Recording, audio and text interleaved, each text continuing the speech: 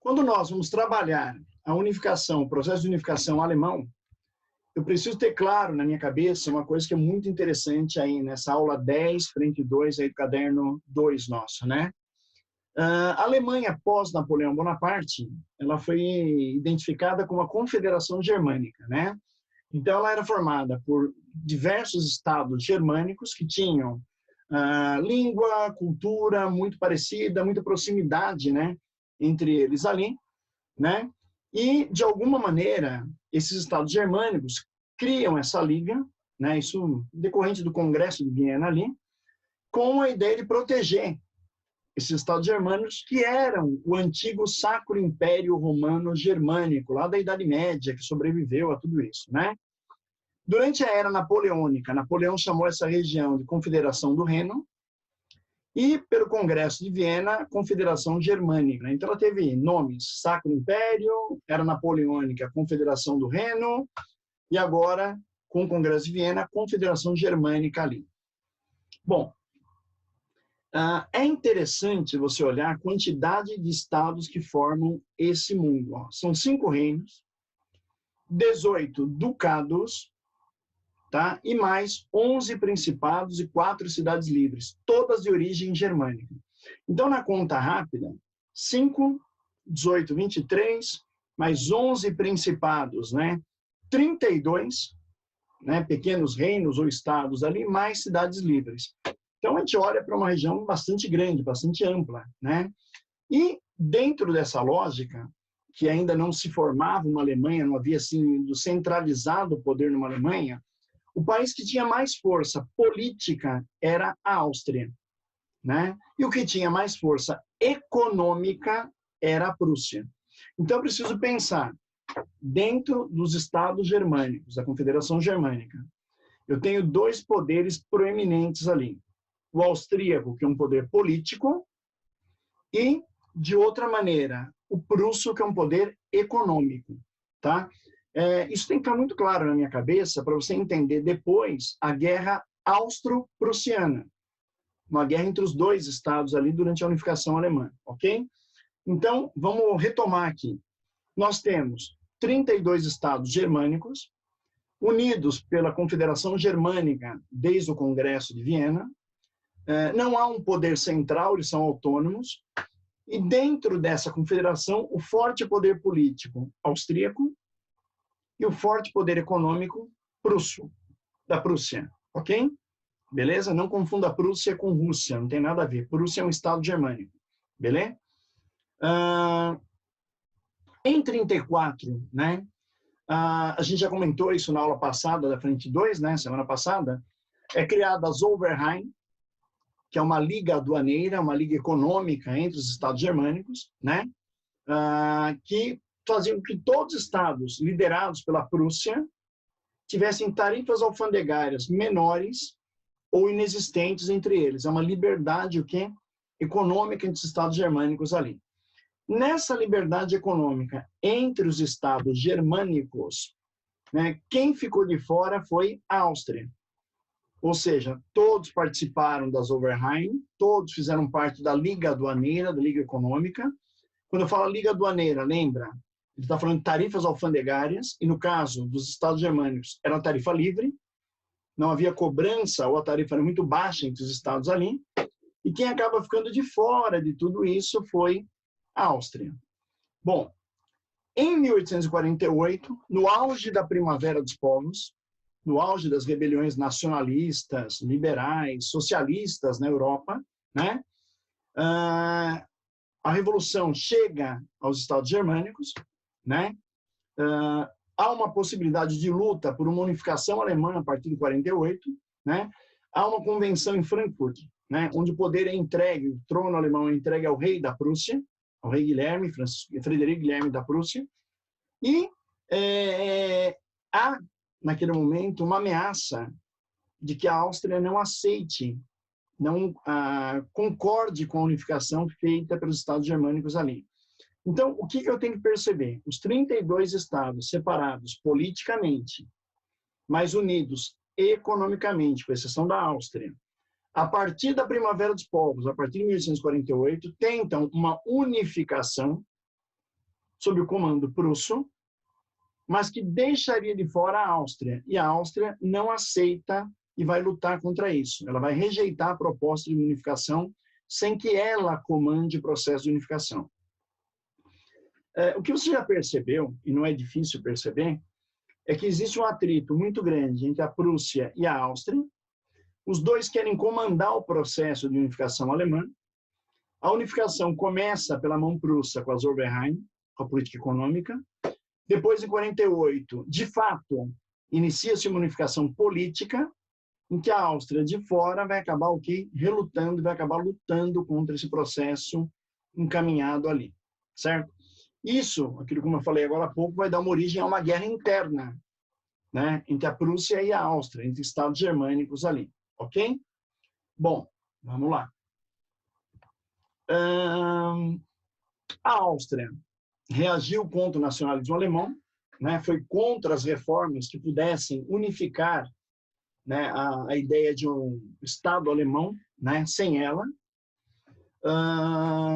É feita uma conferência de paz para evitar uma guerra com o rei da Prússia, né? E a Prússia não aceitando, né, o que foi colocado ali, ela rejeita a proposta austríaca, gerando o quê? Uma guerra. Essa guerra, né, entre Áustria e Prússia, que nós chamamos de guerra austro-prussiana, tá? É uma guerra pela unificação alemã. Então, vamos retomar aqui. A Áustria não aceita a unificação, tenta impor à Prússia a sua vontade. A Prússia não aceita, né? Não quer deixar de liderar o processo de unificação e acaba, de certa maneira, gerando ali um atrito que vai gerar a guerra entre os dois estados germânicos ali, que é uma guerra interna, presta bem atenção. É uma guerra interna. Para quem não conseguiu ainda pegar a lógica desse processo aqui de luta, eu preciso pensar o seguinte: o nacionalismo está em alta na Europa, o pensamento liberal burguês está em alta na Europa, o pensamento socialista proletário está em alta na Europa. A Alemanha é atingida por isso e começa um processo de união, de unificação, de nacionalismo na Alemanha. Só que todo o comando desse processo está na mão dos prussos. E a Áustria, ela tem uma coisa na cabeça dela que é muito interessante. Ela fala o seguinte: se a Prússia comandar a unificação alemã e ela já tem o poder econômico, ela também terá o poder político. E eu, Áustria, ficarei sem nenhum dos dois. Essa era a rusga da Áustria com relação a toda a unificação que está acontecendo ali. E, de alguma maneira, é o que vai gerar a guerra entre os dois estados germânicos naquele momento político, naquele momento de crise que vive a unificação alemã. Bom, esse mapa aqui, vocês darem uma olhadinha bem rápida, para vocês poderem entender, né? É um mapa de processo de unificação da Alemanha. Toda a área em amarelo, ela está sendo unificada, né, pela Prússia, né? E a área em verde, que você está observando aí embaixo, é bom dar uma boa olhada nela, é uma área que pertencia à França e que, num segundo momento da unificação alemã, vai ser tomada pela Alemanha, pela Prússia, né? Então, nós temos aí a consolidação do Estado germânico. Quem olhou com certo cuidado, olha o tamanho que a Alemanha vai nascer. Ela basicamente nasce pegando todo o miolo da Europa. Ela tem fronteiras com a França, com a Bélgica, com a Holanda, com a Itália, com a própria Áustria, que não quer, né, participar da unificação, com a Polônia, com a Rússia. Então, o grande problema é que está nascendo uma nação gigantesca, superpoderosa economicamente graças à Prússia, e que no início do processo de unificação dela teve o problema de choque entre os que queriam unificar sob o comando prusso e os que não queriam, que eram os austríacos ali, beleza? E até uma coisa engraçada de falar, né?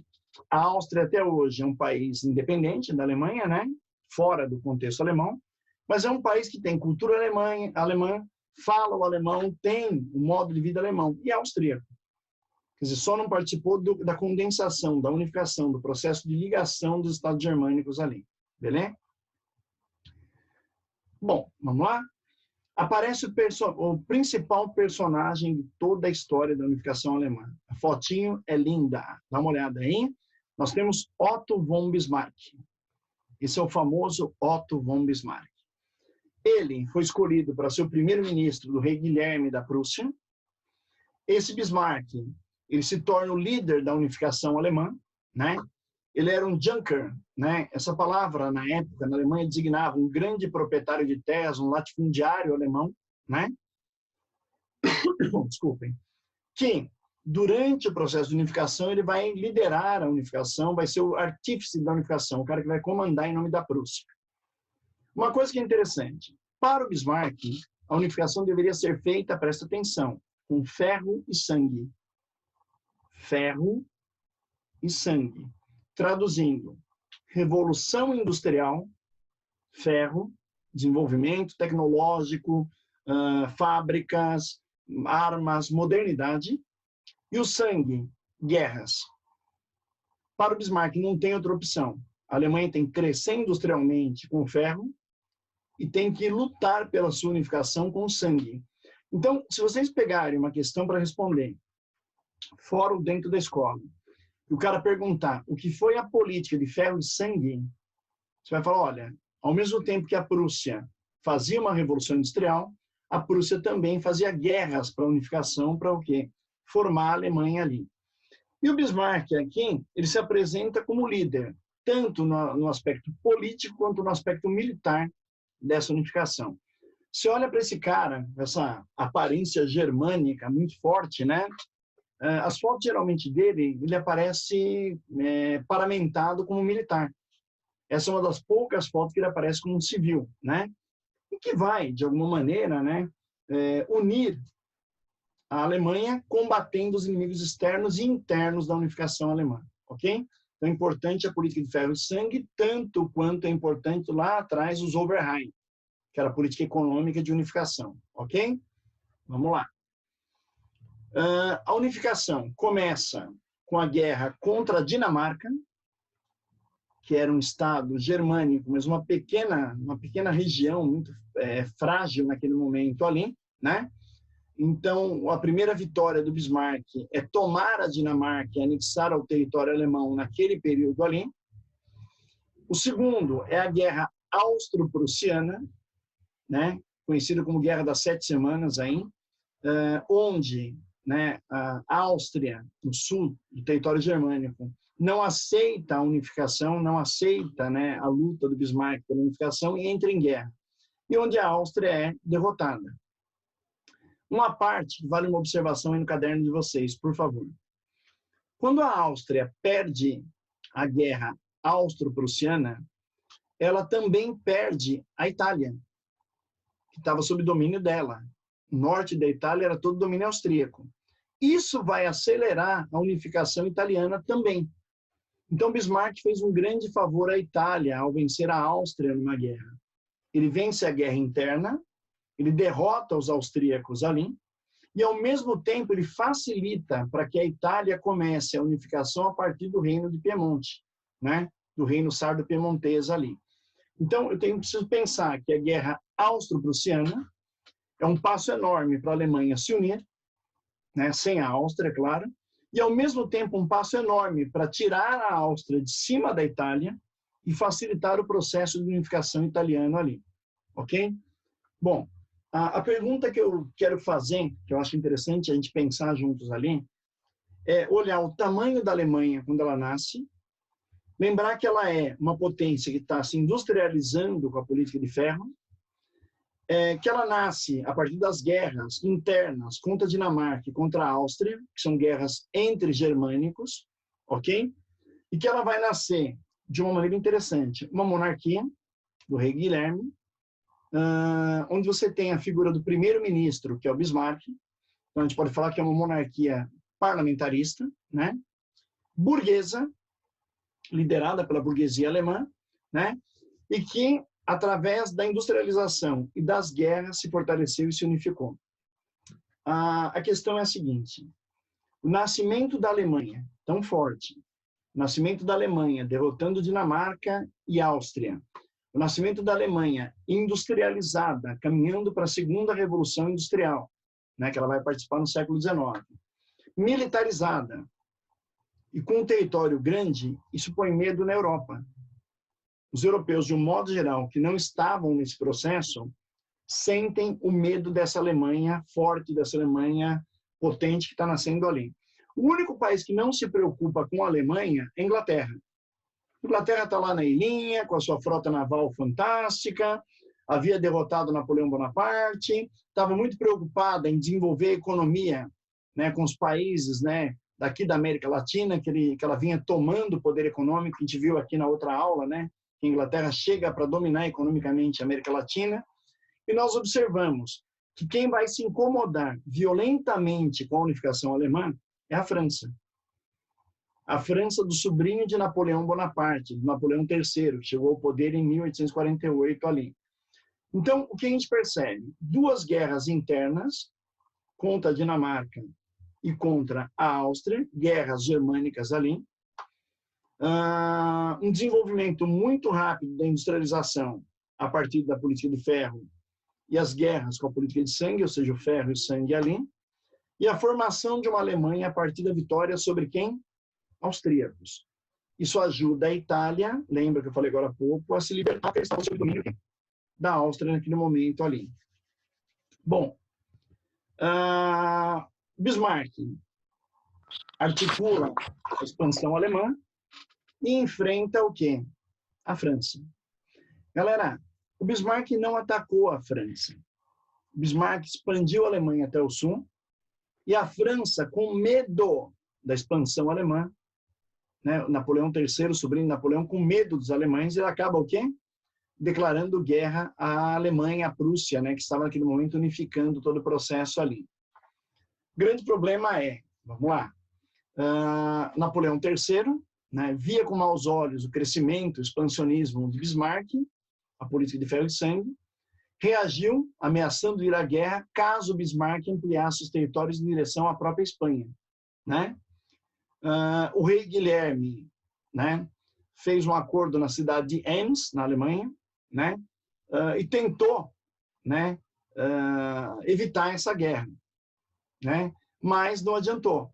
O sonho da unificação, o sonho da expansão alemã já tinha se consolidado ali, certo? Então, o que acabou acontecendo? A mensagem do rei Guilherme, que era para evitar uma guerra, foi adulterada, né?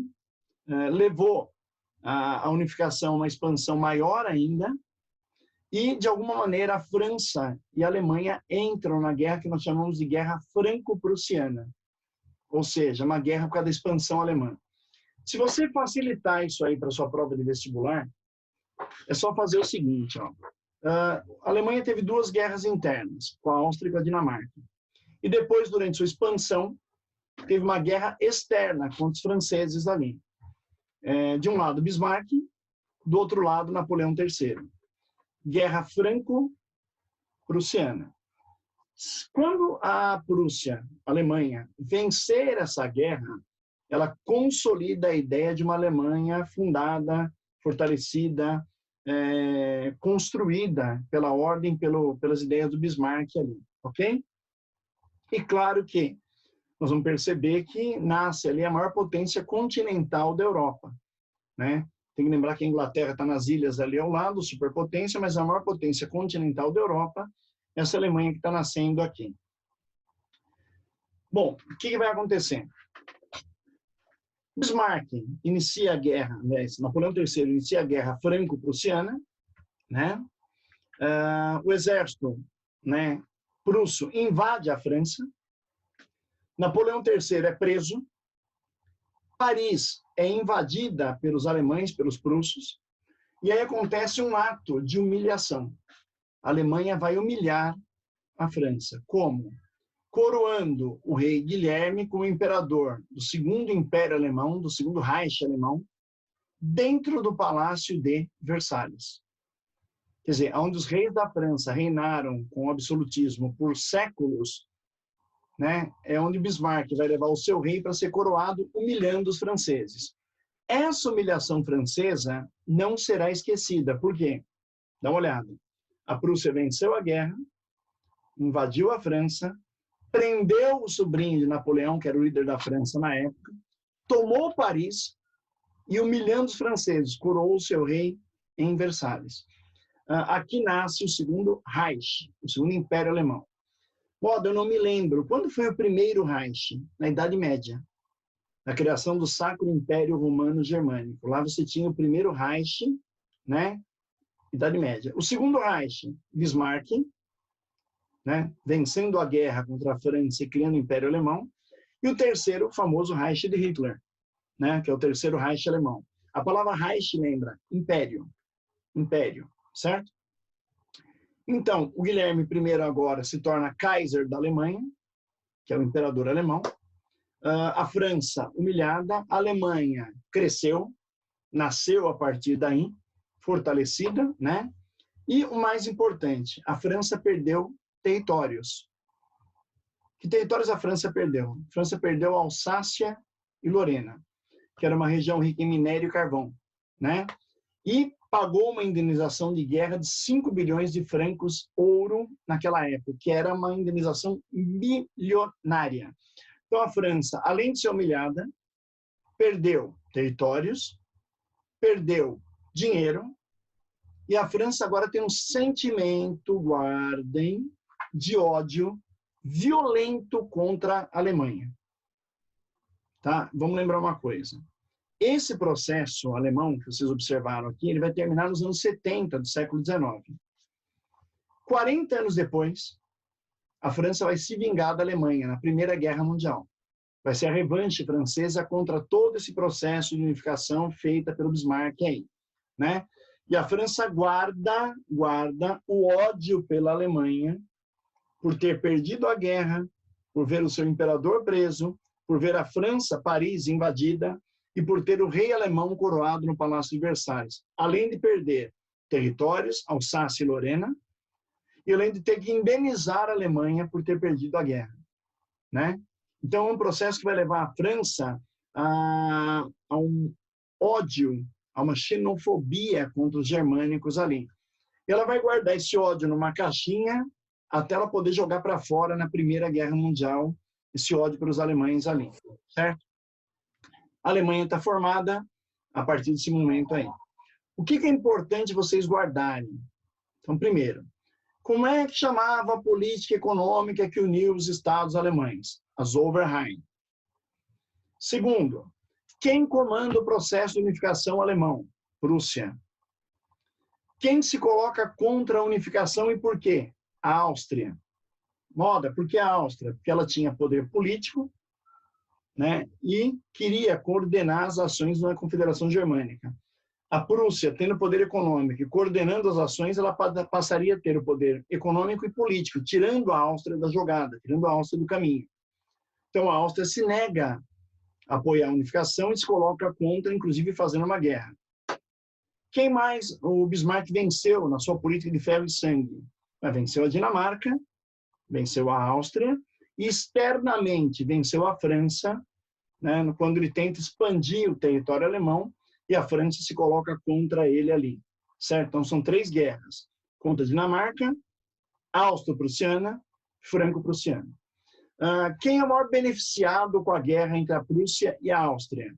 A Itália, que estava sob domínio austríaco, vai se libertar e vai unificar a Itália paralelamente à unificação alemã, certo? Isso acontece ali no mesmo momento, na mesma época ali.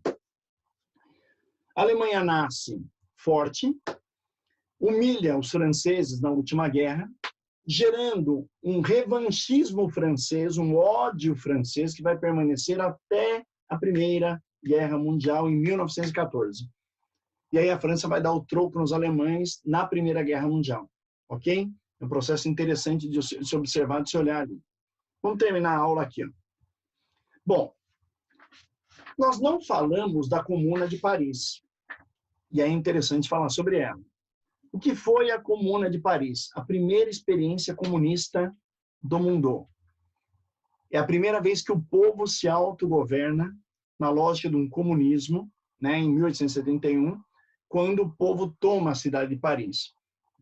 Moda, como é que foi essa tomada e quanto tempo durou isso?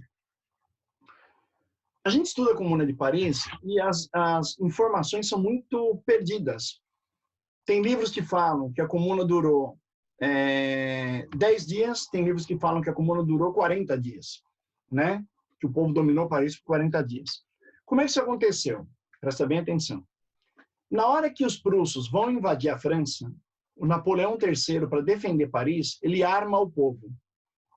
Ele coloca armas no povo francês, no povo de Paris, e fala, vamos defender a cidade contra quem? Os prussos. A Prússia vem, atropela, vence a guerra, prende Napoleão III, humilha a França, coroa o seu rei em Versalhes e vai embora. Ó, acabou a guerra, vencemos, conseguimos o que a gente queria. O povo de Paris, que estava armado, né, é chamado pelo governo, o governo fala, olha, devolvam as armas, né, e acabou a guerra, perdemos. O povo fala, não, Paris é nossa. E o povo armado toma a cidade, armado pelo próprio governo, até então, para ter defendido, né, a cidade da invasão prussa ali. O povo toma a cidade, implanta as ideias socialistas, marxistas, né, e as outras tendências, como socialismo utópico, anarquismo ali, e cria um governo operário, um governo da população de Paris, né? Então a gente fala, olha, isso foi a primeira grande experiência, né, comunista do mundo, onde o povo se autogovernou, né? Essa comuna dura 10, 40 dias, é muito divergente a informação, né? Eu gosto muito, a apostila nossa fala muito de 40 dias, né? Eu gosto muito de pensar na duração pequena, né? 10 dias, 2 semanas de Comuna de Paris, na verdade, ali. E os trabalhadores influenciados pela Primeira Internacional Comunista de 1848, né, tomam a cidade e se autogovernam ali. Olha que interessante. Como é que funcionaria o governo operário de Paris, da Comuna de Paris até então? Que durou pouquíssimo tempo. Vocês vão achar muito interessante. Separação entre o Estado e a Igreja. Então, era um Estado laico. Adoção da bandeira vermelha como símbolo nacional. Então, eles rejeitaram a bandeira francesa tricolor e colocariam uma bandeira vermelha como símbolo de luta da classe operária parisiense da época. Substituição da polícia pela Guarda Nacional. Então, tira a polícia de Paris para uma guarda de operários. Fim do serviço militar obrigatório. Abolição da pena de morte na França. Instituição da igualdade civil entre sexos. Homens e mulheres seriam iguais dentro da comuna. Secularização e gratuidade da educação. Educação para todo mundo, secularizada, para todos e gratuita. Criação de uma previdência social para aposentar os trabalhadores. Redução da jornada de trabalho e fim do trabalho noturno. Salário mínimo para os trabalhadores. Desapropriação de casas e fábricas sem uso. E o controle de preços para ter comida barata para o povo. Essa era comum. Ou seja, experiência comunista mesmo. Onde o trabalhador teria escola, direitos, liberdade, autonomia, lugar para morar, lugar para trabalhar, não seria explorado, não seria vítima da exploração violenta do capitalismo ali. Bom, no final do período da comuna, essa comuna é atacada por tropas do governo, e os que participaram dela, lideraram ela, foram todos mortos, foram todos assassinados.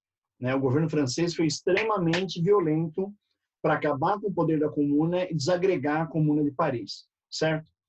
A gente tem, dentro dessa lógica de um governo popular, de direitos, um governo realmente com a tendência socialista, comunista, a gente observa que essa imagem fala tudo. Dá uma olhadinha aqui, por favor.